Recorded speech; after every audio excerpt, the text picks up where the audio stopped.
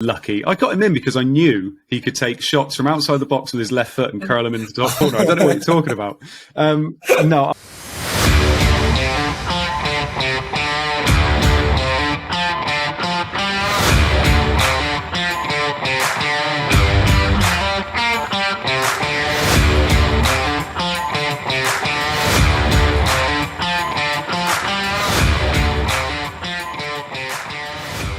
Hello everyone, good morning, good afternoon and good evening to all our friends tuning in from around the world.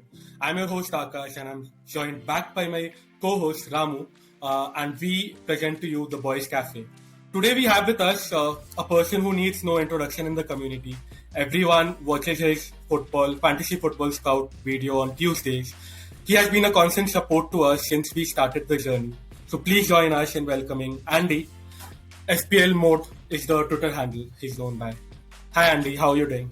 I'm very good, thank you. I'm excited to be on here. Like you said, I can remember when you kind of slid into my DM saying, hi, we're new, I got fancy if you want to interact with us. And I was like, yeah, go for it, because I saw all the stuff you did and it was awesome. So yeah, I was happy to kind of help out a bit at the beginning and look at you now. Yeah, very impressed. Really thankful for your support. It's a special week for us United fans, so it had to be a special guest, and so you are here. How are you feeling, Andy? How are you feeling after the result? Oh, I can't lie. I mean, I was expecting the worst. I think everybody was, weren't they? And the first glimmer of hope I had was when the team sheets came out, and I saw the team sheets and looked at Liverpool's team and thought, ooh, that isn't looking as good as actually I was expecting, if that makes sense. And that midfield I was a bit worried about. And obviously I was also somebody going in with Trent, Robbo and Salah captain as well. So I was looking at it and thinking, obviously United comes first. But I was looking at it thinking, God, that's not even good for my FPL team. So I was thinking it was kind of going to be a bit of double jeopardy. But obviously in the end, I mean, so happy. Like, it's the best I've seen us play in a very long time. And it looked like we had an actual game plan. It looked like we were playing to players' strengths. And it looked like they were working for each other. And I was very, very happy. And it even looked better when Martial came on. I thought when Martial came on, things started clicking a bit more. And I was really, really happy. Don't get me wrong. This is probably the weakest we've seen Liverpool in about 2 years. But you've still got to win the game. So I'm very, very happy with the result. And very, very happy that you can even start talking about Man United players in your FPL team again, which you haven't done for a while either. Exactly. So very happy. Exactly. And more so because we were coming back from a drawback, 4-0 defeat to Brentford, and everyone was talking about United so much in the press, everything about Ten Hag. More so the Sky Sports interview was there with Ten Hag, which the trailer came, and then the interview also came out. So much pressure was there around United, on the players, on the club, and then come out. I agree with you that the Liverpool team was weak. There was no midfield, weakest midfield we have seen from them for the last 2 years. But then again, you have to go and score the goals, which we hadn't been doing so far. So yeah, it was quite a good surprise for us after quite a long. How was it for you, Ramu? Yeah, I mean, I do not know. Even after I saw the last week's video in which Avril was mentioning that we are going to beat Liverpool, I was like, okay, maybe that's really not going. Even to we had a laugh about it. Because there's no way United are going to beat this super Liverpool team. And I mean, I think the first 2 minutes right after that Martinez tackle on Salah, I was like, okay, we're really up for this one. So I mean, I probably have to think that there would be a lot of things that Ten Hag would have done behind the scenes to actually bring out this kind of a performance. So I mean, I just hope and wish that the team just continues to play like this for the rest of the game weeks and also in Europe, and then. I mean, not just maybe the same way, but I think the vigor and the enthusiasm that they showed on the pitch. I think if we continue, we might surprise a few people around. We can actually. 2 minutes in, Salah, there was a ball from the Liverpool defense. Salah went to it. Martinez came behind and then tackled. He stood up and then he did that shoulder push thing to Salah and didn't even look at him. That was when I realized, we are up for it. It's not like the normal 4-0 or the 5-0 that we saw last season. We are up for this game, and yeah. Talking about United, Andy, how did you start supporting United? Where did your love for United start? So my dad supported Manchester United, and I wasn't allowed to live in the house when I was little unless I supported Manchester United as well. So I kind of had no choice. So I started supporting Manchester United, obviously, when I was like, 4 or 5 years old. Had all the shirts and everything growing up. I wasn't massively into it when I was younger, but then I kind of got into it much more when we started school and stuff, and everybody was supporting Man United back then. So yeah, I kind of carried on from there. So obviously I had a lot of the glory years, and now, I mean, I say we've been suffering recently. You know, when you talk to other fans, like maybe Leeds fans, something like that, obviously they've really suffered, haven't they? But, you know, I feel like obviously we're now being punished for the good years that we did have. So, but, you know, I love it. I just wish we could get back to some of those glory days we used to have with those players that we could really cheer on. And we haven't had that for quite a long time, have we? Obviously, I know we've had some individuals, but we haven't had real teams that we can really get behind and that play attacking football. So it's good that we're seeing just small little signs. I mean, it's been one game, but we're seeing small little signs. Players like we just said, Lisandro Martinez comes in, fan favourite maybe after a game and a half. Malacia, how great was it to watch him and watch him? It was like Patrice Evra on the pitch again, wasn't it? Like, I absolutely loved watching him play. And with Rashford maybe coming back again, you know, these players that you can kind of get behind and really enjoy watching, and you can invest yourself in them. I think we haven't had that in a long time. So it's exciting. Not getting too far ahead of myself, but it's exciting. And Andy, what were your favourite moments of from United? Like, there's not many after Fergie's time, unfortunately. I mean, Rashford's got to be one of those. I've loved Rashford playing for us. You know, in those goals he scored against Liverpool, they were absolutely exceptional, weren't they? When he first burst on the scene, I think that was fantastic too. Pre-Fergie, I mean, Rooney was one of my favourite players ever, you know, that's played for Manchester United. Obviously, a lot of people say Ronaldo back in the day, but Rooney was the one for me. You know, that overhead kick against City was just remarkable, wasn't it? So those kind of things. Well, 99. You know, obviously when we won the treble in the Champions League win against Bayern Munich as well. I wasn't allowed to stay up for extra time, unfortunately, but I did manage to watch most of it. I was only 10. So I think those things, it is just a shame we haven't had many of those moments after that, you know, after Ferguson left. We've had kind of little moments, haven't we, like Van Gaal tripping up on the pitch, all that kind of stuff. But I think I take bringing Fergie back. But I think hopefully with under Ten Hag, we've got somebody that can hopefully bring back those glory days. Yeah, here he's hoping the same. Now we all know Andy does the Tuesday night podcast on Fantasy Football Scout. So how did your interest in FPL start, Andy? When did you first start playing it, and then what interests you in FPL as a game? So I actually started playing it when I was at sixth form. So after I finished school, all the lads at sixth form were playing it.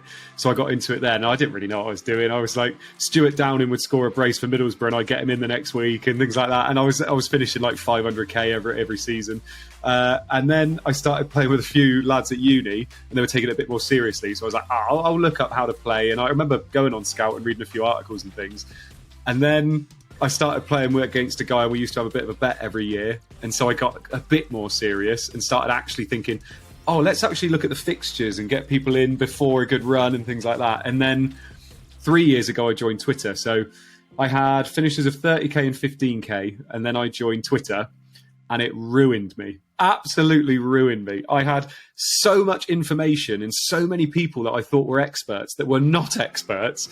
And I was just like, right, I've got to listen to him because he's got a Twitter account. So I've got to listen to him. And I just ruined my team. I finished 200k and then 100k. And then this last year, I finally got the grips of how to get information from somewhere like Twitter and use what you need to use and how to use the timeline properly and how to play your own game. And I finished 50k. I was at 10k at one point and dropped down.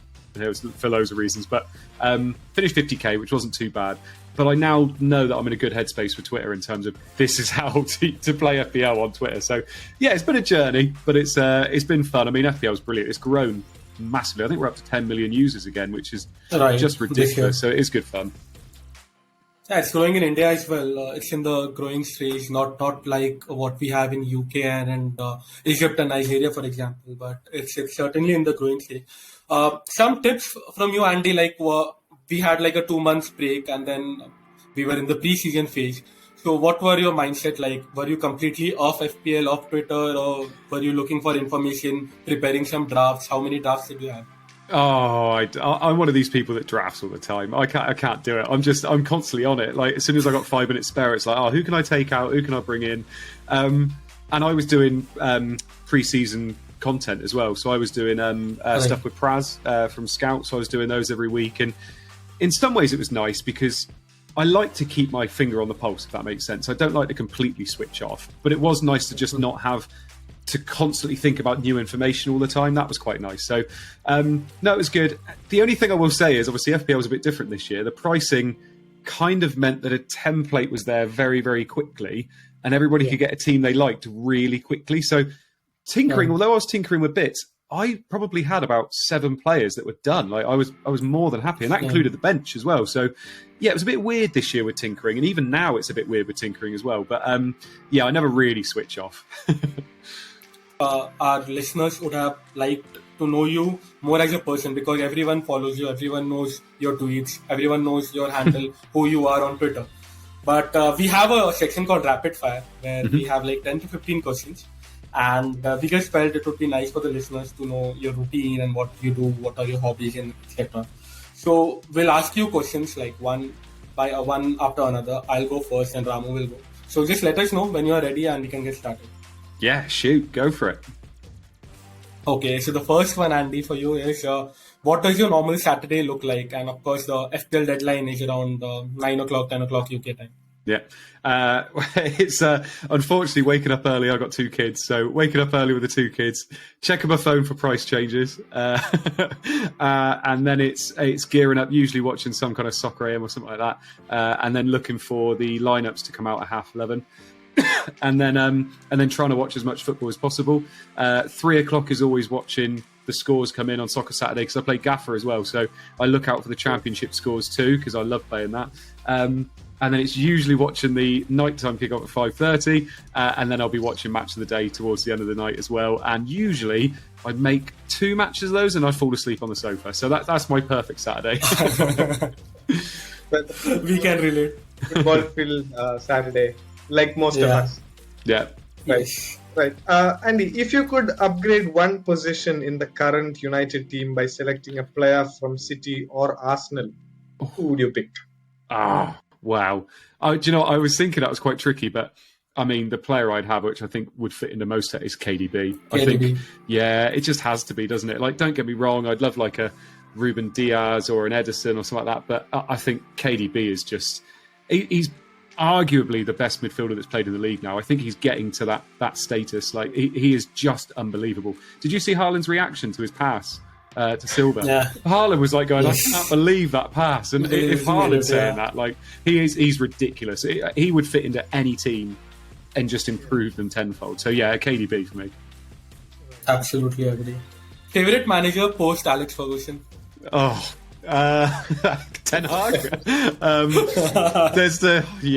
mean, probably got to go Ten Hag. Haven't you? Like, yeah. Right. What's your favorite cuisine, Andy? Do you know what? I love an Indian actually. I love curries. Yeah, I do. Me and my wife love having a curry. I love getting all the sides for it as well. So like, onion bhajis, poppadoms, naan breads, all that kind of stuff. So yeah, I'll probably go with that and having a few beers with it as well. It's quite nice. Brilliant. Your favorite holiday destination, Andy?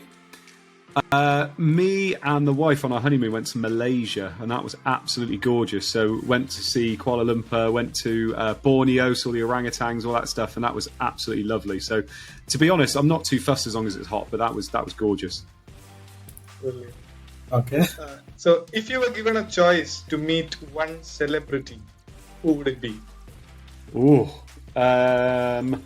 Okay, Andy, you can say like one from football and one from outside. Non-football, maybe. Okay. Yeah. Well, one from football's Fergie, Alex Ferguson. I think you could just I could spend a couple of days with him just asking him loads of questions. His documentaries and his books and things like that are fascinating. So definitely got to say him. And then celebrity, I don't know, that's tough. I'm going to... I don't know. I'm into my movie, so I'll probably go for someone like Leonardo DiCaprio or something like that. He'd be quite interesting to chat to and get all the gossip on all the other celebs. Agreed.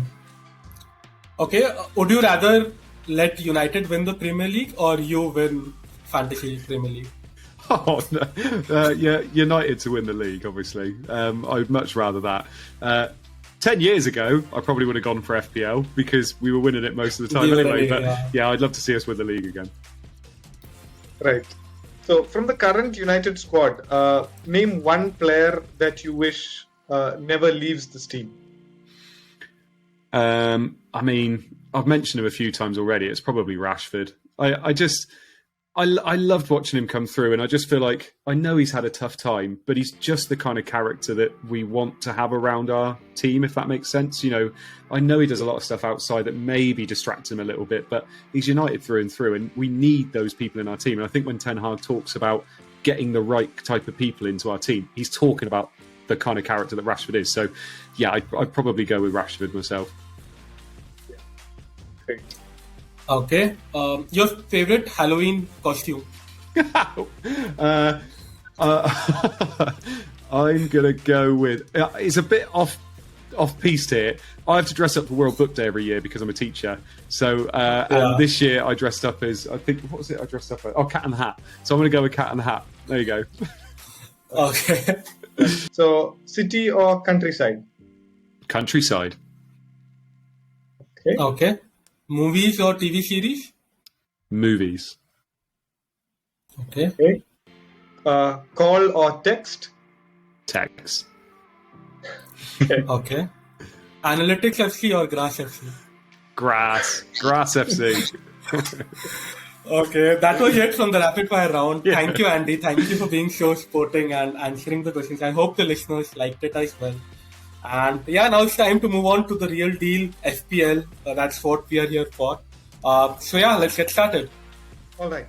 So we have the results on screen from the last game week. So a lot of interesting and surprising results all through the game week. So Andy, what do you think? Tottenham, did they look really convincing against Wolves, or would you rate it as a lucky victory rather than anything else? I think Wolves looked better than people thought they were going to look. I think their new signings came in and really made an impact. You know, Guedes looked very, very good, especially on the counter, which we know they're dangerous from anyway. Spurs, I think, would walk out of this fixture and think, yeah, we were not lucky to get that, but that was hard fought, and we will walk away with 3 points quite happily. I think the biggest thing that came out of this game was obviously Perisic played. He got an assist, got 12 points. So the people that took the gamble there, it was quite nice. And it looks like he might start the next fixture as well. Kane returned and Son did nothing again, which is massively hurting Son, owners. He's not looking quite the same at the moment. So there is that little bit of an argument that you could, be looking to move on from him, especially with KDB doing so well. But it's nice for people to see that Kane's carrying on, getting returns again. He's 2 goals and 2 now, which is quite nice for him. But yeah, I think it was just the fact that Wolves, it was a tricky fixture. And actually Wolves could be a bit of a tricky fixture for people this year because they're making good signings. And that Matheus Nunes looked quite good as well. So yeah, I think Spurs are quite happy to walk away with it, but it was a bit tougher than they imagined.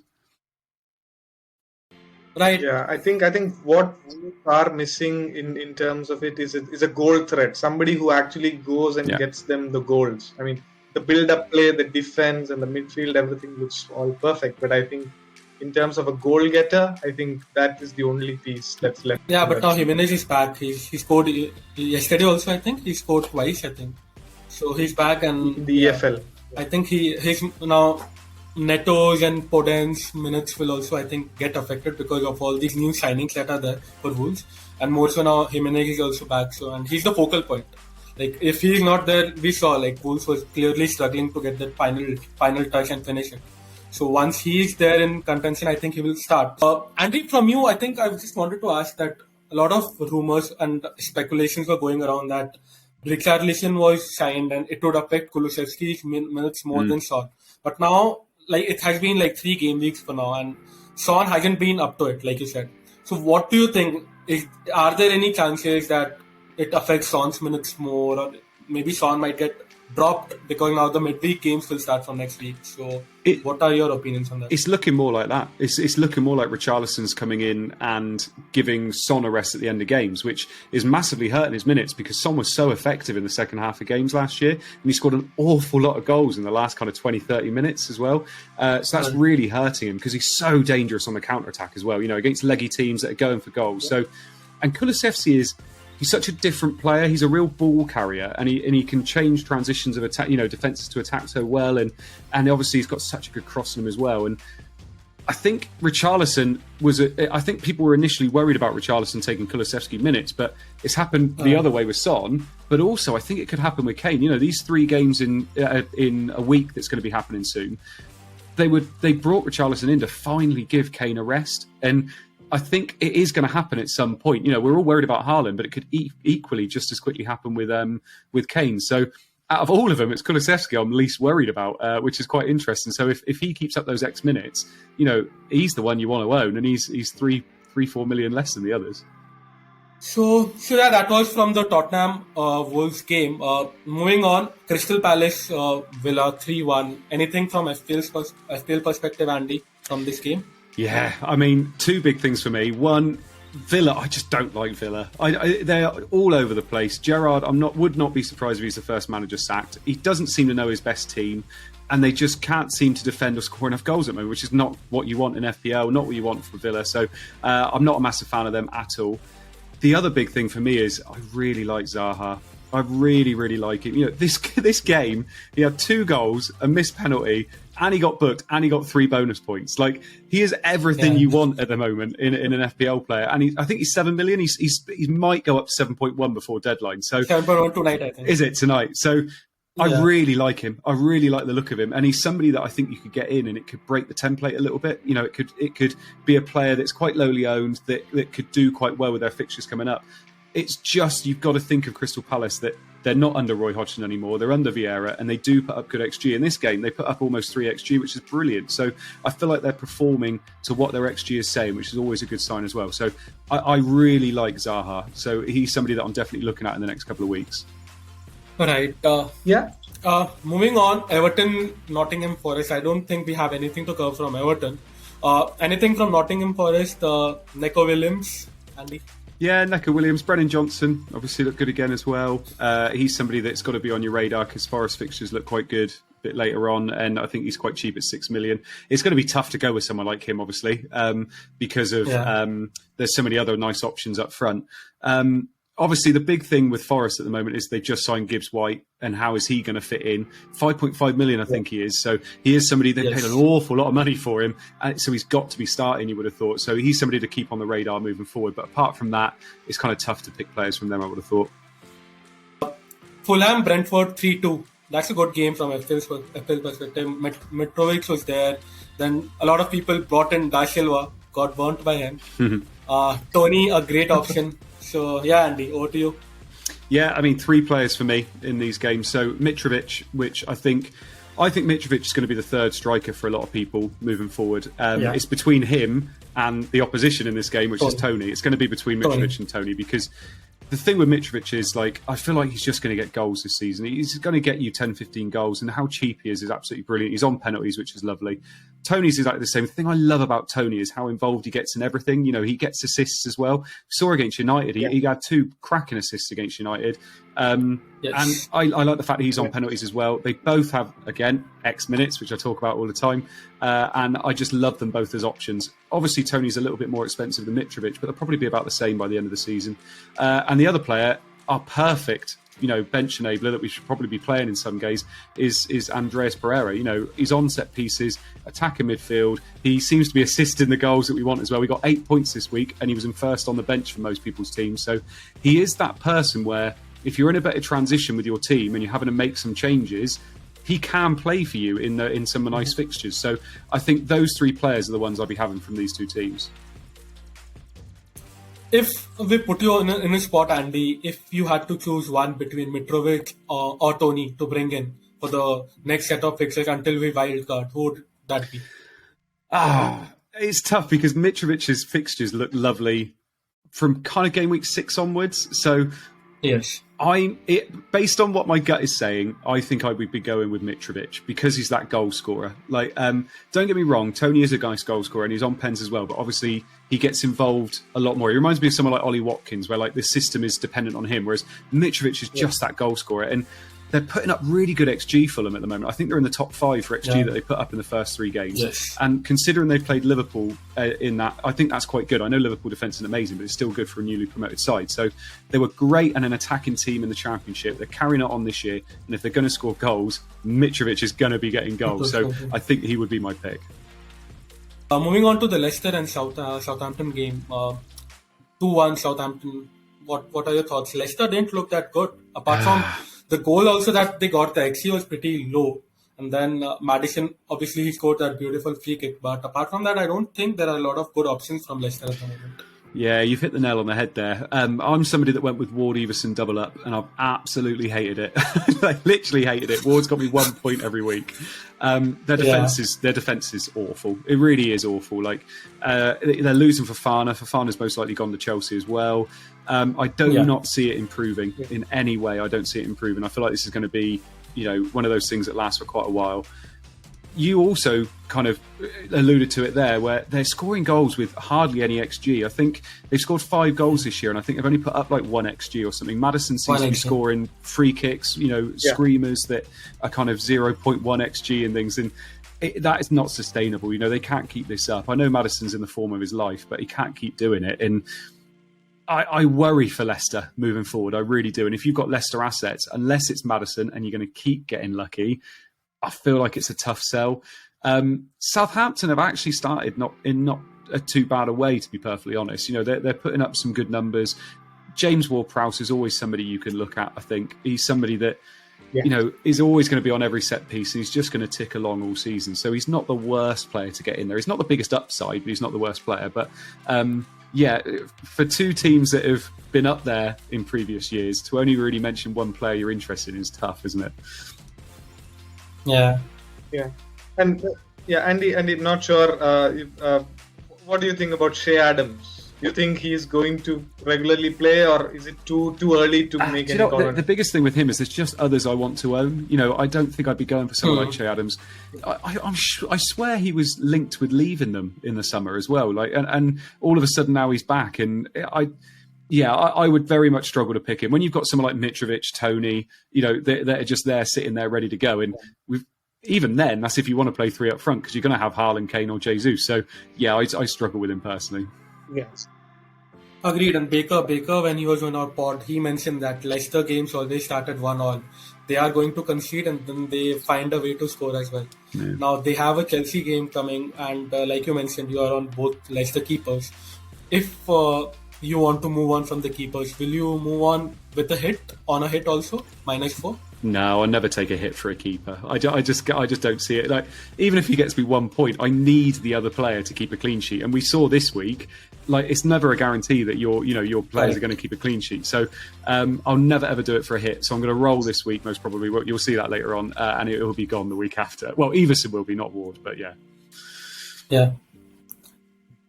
Okay, I think that was from the Leicester-Southampton game. Moving on to Arsenal-Bournemouth, 3-0, absolutely dominated by Arsenal. Martinelli and Ziyech, form of their life.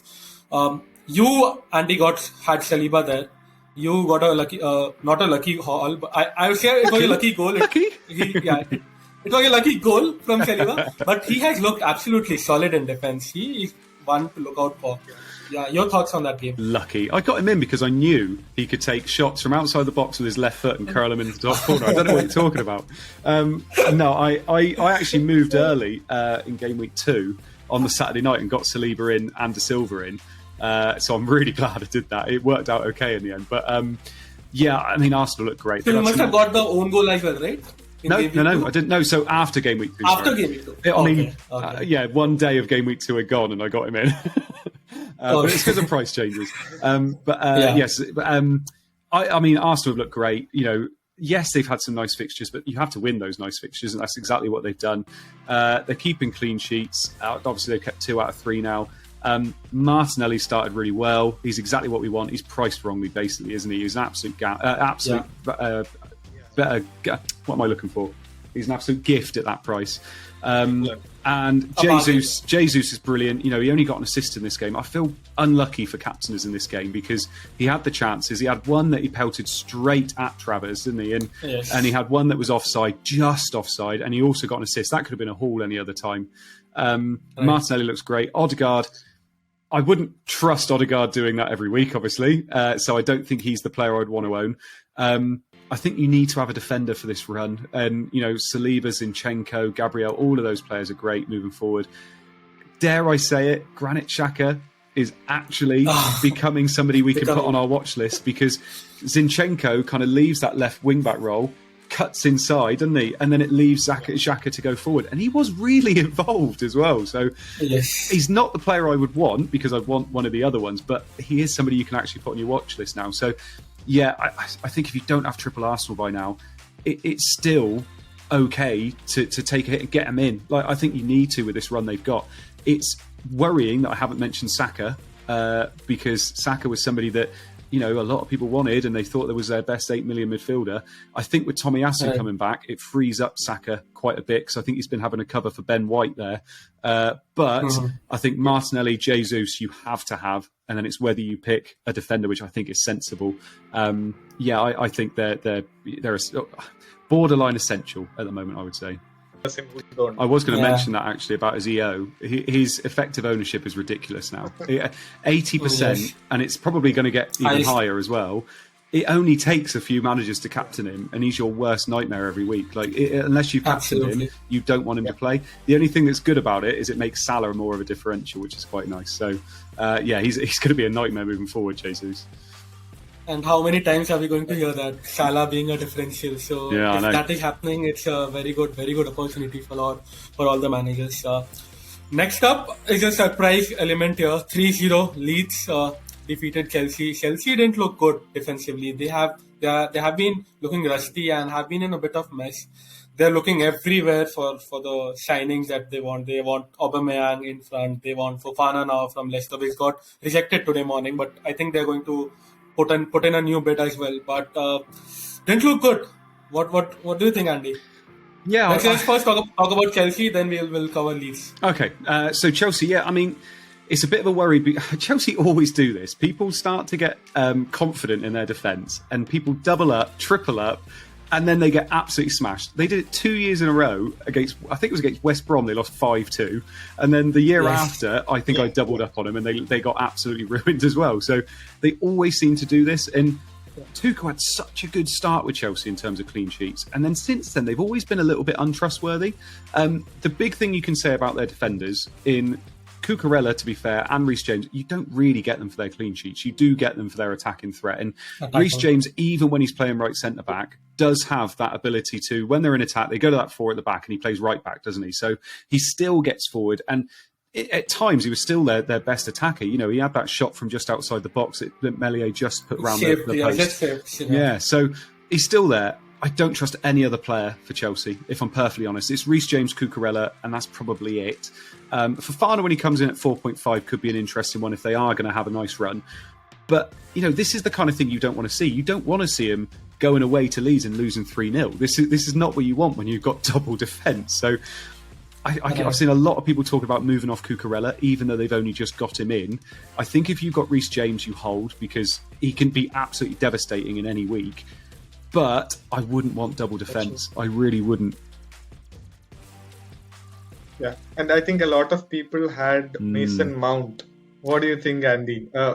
Do we hold or do we just let him go? Because I don't think he was. Do you know what's so dangerous about Mason Mount is that every week you'll look at it and go, I could hold him one more week.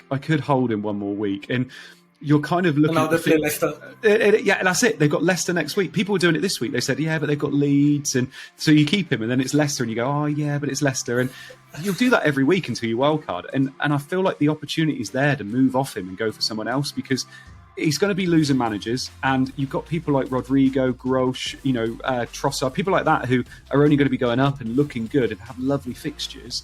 I just don't like the way this Chelsea side are ticking. He doesn't have anything to aim for up front at the moment. And if I was on Mount and I had nothing else to do, I would be moving off him. I think I would probably have already moved off him for Rodrigo by now, personally. we'll talk about Leeds in a minute, obviously, but I think I'd probably do that personally. Moving on to Leeds, Rodrigo, Aronson, Harrison. These three are the names being floated around. Yeah. What do you think about all three? Who is the best pick? Best pick, Rodrigo. Apart from that, Harrison, Aronson. What are your opinions? We did a big thing on this on Scoutcast actually last night about Seb, who's one of my co-hosts, said about did a big section on Leeds, and it was really good because I wasn't sure going into it, and sometimes doing this kind of content's really good to kind of sort your head out. And he was talking about how Leeds are a really good team off the ball. They like it when teams are messing around at the back because Jesse Marsch wants them to press hard, get the ball back, and then obviously trying to hit them really quickly on the counter-attack, or, in Mendy's case, mess around inside the box and Aronson gets a tap in. I like Leeds, and I like their players because they're such good value at the moment. They've got lovely fixtures coming up. They've got a tough fixture this week against Brighton. It's not as easy as people think it is, but their players are so cheap that it doesn't feel like a massive risk to go for them now. And because they are obviously going up in price, Rodrigo in particular, I think you can go for it. I mean, he's putting up the XG, he's on penalties, he's their captain when Bamford's not there. There's not a lot to not love, to be perfectly honest. And I think people are trying to make a case against him just to have something to do. I think if it was me, like I said, if I had Mount, if I had Saka, if I had people like that, I think I probably would make that switch.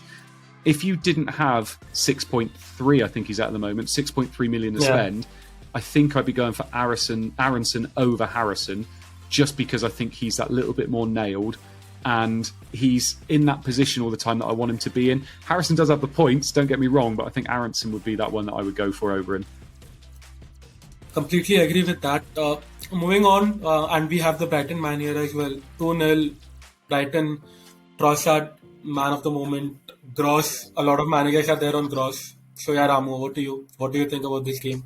Yeah, I mean, I'm absolutely a fan of what Graham Potter does at Brighton, and I think in terms of FPL, I think, Welbeck and Trossard, I think, are really good options. I mean, because Welbeck, now that he's also signed this new contract, and with rumors of Mope leaving the club, I think his position in the starting 11 is going to be even more nailed on. And when he is playing, he does a lot of things which works in the benefit of the team. So I think Welbeck is going under the radar. Not many managers have gone to him, but I think Welbeck is really good. But I think Trossard, because he is that utility player who can pop up anywhere, like he can play left wing back, right wing, etc. And he's on. He's always there to make a difference. So I think Trossard and Welbeck from me, but I think Pascal Gross being a bit cheaper, I think a lot of managers are still keeping on him. But I think once Mwepu gets injury free and he starts playing, I think Gross, the minutes that Gross is going to play is going to be. Okay, I think, we have covered Brighton. Moving on, 3-3 Newcastle, Manchester City. This has messed up most of our game weeks. Over to you, Andy. How many defenders did you have? One. I only had Cancelo. I had Cancelo and Haaland. I've been saying this for a year, to be honest. Newcastle at home, you can't look at Newcastle at home and think that's an easy fixture. It's really not. They get the crowd behind them. Usually it's quite defensive, but obviously 3-3 is not what I expected. But it's just showing you that Newcastle are ready to take that next step up. And they look really good at times as well. It was a great game. Best game of the season so far, although it's in its infancy so far. But Haaland obviously got a lovely goal. KDB was absolutely brilliant again. That pass, like I said, we've already said to Silva, was just delicious. But Newcastle, it's really tough. Newcastle obviously had the lower XG, so it was quite a surprise they were winning 3-1 at one point. It showed that Man City have it in them to obviously bring it back to 3, or they probably should have made it 4-3, 5-3 as well. 4-3, But I just loved it. I thought it was absolutely brilliant, especially for the assets in here that we can look at, like I said, KDB, Haaland, Trippier scoring that free kick, cracking free kick. He's not going to get those every week, but that was quite a nice one as well. So, I just loved it as a spectacle. It was absolutely brilliant. I would probably... Newcastle have some nice fixtures coming up, don't they? So it's not too bad. And obviously City, I would love it if people were moving off City assets when they've conceded 3 goals, but they're not going to do that next week, are they? So it's good.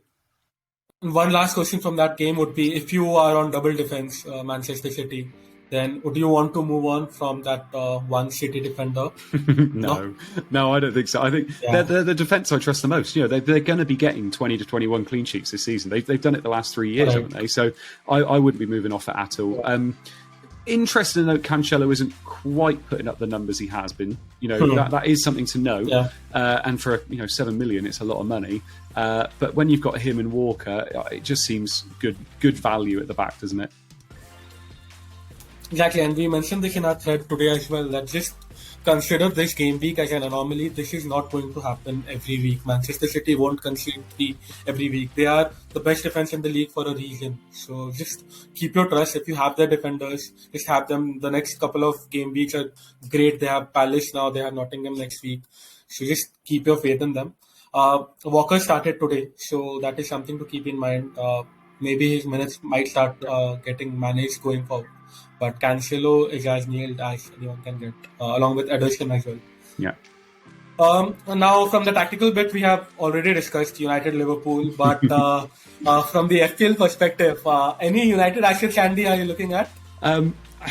There's only one, really. Martial, I'd love to try and think about, but God knows when he's injured so much, and we've already spoken about all the strikers we want. Defensively, no, because I still can't see us keeping many clean sheets, to be perfectly honest. Although Malacia was nice in terms of, it was nice seeing somebody get forward. The one for me is Rashford. Rashford is that player, 6.3 million now, which just seems a bargain for a player that's playing on the wing for Manchester United. Sancho looked very, very good as well at times, but he's obviously that bit more expensive. But Rashford's the one for me. If Martial is injured and Ronaldo is gone, which most probably will happen, Rashford's either going to be playing on the wing or playing up front, which for a 6.3 million midfielder, it just screams value. And he's the one player where, don't get me wrong, I'm not getting any Man United players into my team anytime soon, but he is the one player that is kind of there, and I'm thinking that could be an absolute bargain soon. Double game weeks, lovely fixture runs. He could be the player I'm looking at. From FPL perspective, this was a good game for us United fans because we won, and then Salah also scored. We all have Salah in our teams. But going forward, double Liverpool defense not looking like a good option. Of course, this game week should be a hold, but they are like third. They have conceded the third highest or the fourth highest chances in the league so far, Liverpool. And with that midfield and with Matip and Konate also injured, what do you think? Is double Liverpool wing back still an option? I think if I was wildcarding now, I wouldn't be on double Liverpool defence, which says a lot. At the beginning of the season, it was nailed on for me. I wanted Robertson and Trent Alexander-Arnold. I think Trent is still fine. Don't get me wrong, he had a shocker against us, but in FPL's standpoint, he's absolutely fine. Robertson's my worry. Yeah. Robertson, I've spoken about this already tonight about X minutes, and he's starting to lose minutes to Tsimikas already. 20 minutes is a massive time in terms of FPL because you're not getting those 20 minutes where he could get into the box and he could. We've seen Robertson do that before, and that worries me, especially when you've got players like Perisic that are kind of waiting in the rings that are 1.5 million less. And could have absolutely brilliant weeks. So Robertson's a real worry for me. Salah is not a worry at all. Not worried about him at all. He had a poor game against us, and he still popped up with a goal. And he's still playing 90 minutes. Luis Diaz, I'm not that fussed about, to be perfectly honest. I know people like him, but I'm not that fussed about him at all. So Robertson's the third one I would want, and I don't really fancy him. So we could be getting into a time now where I'm probably not going to have a third Liverpool asset, which sounds a bit weird. Yeah. Moving on, let's look how Andy performed this week. And we have his team with us. So 52 points above average, obviously. He's in the top 10 of our Mega Stars League as well. Andy, what are the moves that you're thinking about for this week?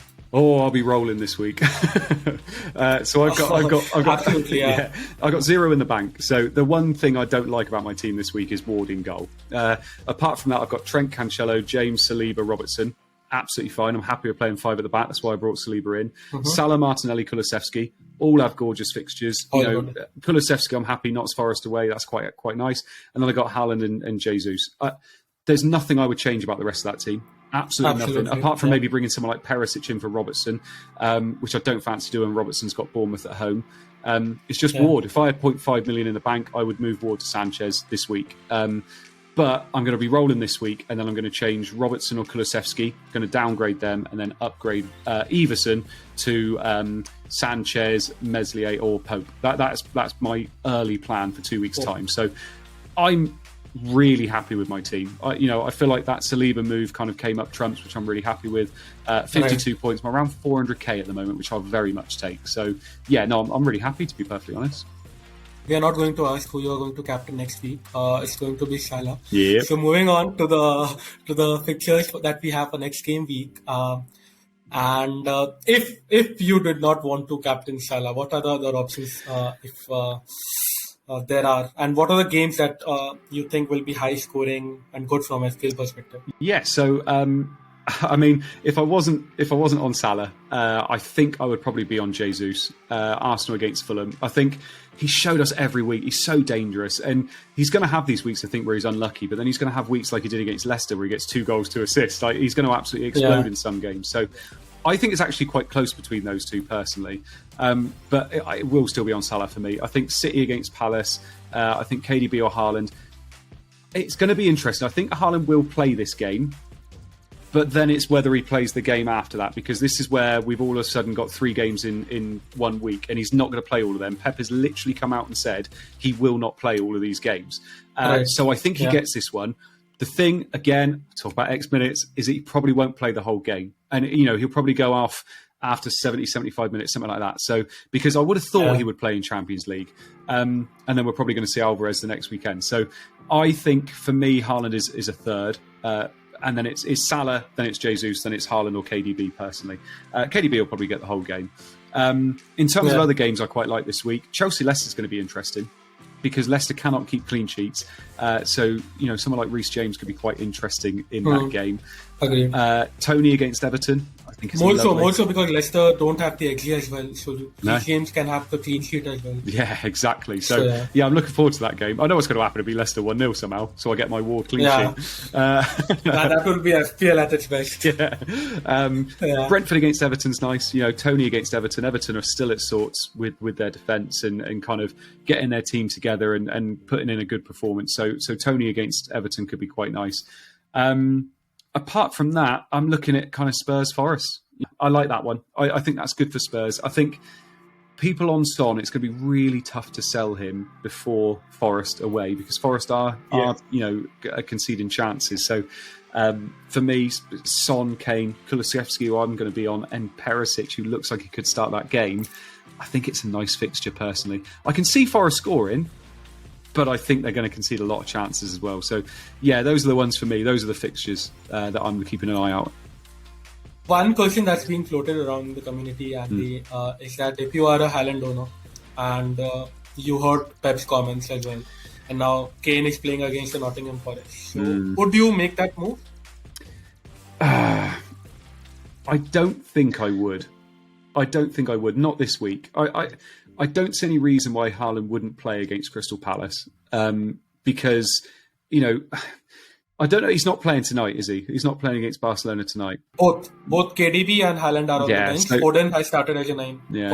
So I don't see any reason why he wouldn't play this week. The big thing is whether you're going to make that move ready for, because Haaland has Forest, doesn't he, in the next game week? And it's whether you make that move then. I talked about it on Tuesday. I talked about it last night, saying that I feel like that's the big boy move. I feel like that's I've got some big cojones and I'm going to go for it. I'm going to move to Kane. The big thing is, though, like, Kane's never had competition. Kane has never been able to be rested in these kind of fixtures. So you could easily move to Kane and he could get rested. So it's a really tough move. The big thing is whether you move from Haaland or Kane to someone like Tony or Mitrovic or someone like that, because they're not going to get rested. They're not going to have that midweek fixture. So there's a lot of choices to kind of think about moving into these games now. If you've still got that wild card and you're not thinking about wild carding in the international break, this could be the time to do it. Game week 4 and 5 could be the time to do it, because there's going to be that rotation. So that template team that's been in there, this is where they could start falling apart. So you could start making some gains. It is risky and it is ballsy, but I like it. Yeah. Okay, I think Andy has covered most of it. Apart from that one game that we are looking forward to is Brighton Leeds. Mm. Andy mentioned it before as well that if you are wanting to bring in a Rodrigo or maybe a Alanson, just wait for one more week because this is not going to be an easy game. Brighton at home are really good defensive unit and they are in a good form as well. So if you are going to make that move, I know there are, the price changes are going to happen. He might become a 6.4. If if we are not going to be priced out, then our advice would be just wait one more week because Brighton against Leeds would be tough for Leeds. And maybe for someone like a Welbeck or maybe a Trossard, it could be good for them, but not from Leeds' perspective. Yeah, Leeds hate playing Brighton as well. Hate them. Yeah, not a good record. So that was it from FPL perspective. Moving on, Andy, we have this section called Unpopular Opinion, where we put the managers in a spot and ask them for the unpopular opinion. It can be from FPL perspective, it can be from a team perspective, outside of FPL as well. So over to you, Andy. What is your unpopular opinion? Yeah, I mean, actually, I touched on it a little bit just a couple of minutes ago, but my unpopular opinion is going to be that Haaland is not going to be the asset we want him to be in these next couple of weeks. He's going to be managed. He's going to have Champions League football. There's going to be other strikers we want to own instead of him that are probably going to outscore him. I think this week you can keep hold of him, but after that, I think we could start seeing what we were all scared of at the beginning of the season. So for me, you never know, it could turn into a popular opinion soon. But my unpopular opinion to start with is that selling Haaland after this week could be a good idea. Okay. So that was the unpopular opinion, and which brings us to the end of pod. It's been a pleasure having you, Andy. We have covered almost most of the things from a FPL perspective as well, and it was good to know your hobbies from the rapid fire round. So thank you for coming in and joining us on the Boys Cafe. It's been a pleasure. Thank you very much for having me. I mean, it's been an absolute pleasure, and thank you so much for asking me on. You boys are doing fantastic stuff, so keep it up. Thank you. Thank you so much. Thank you very much, Andy. And thank you everyone for listening in, and keep watching our videos, keep supporting us. And if you still haven't subscribed to our YouTube channel, please go ahead and do that. And let's see you in the next video.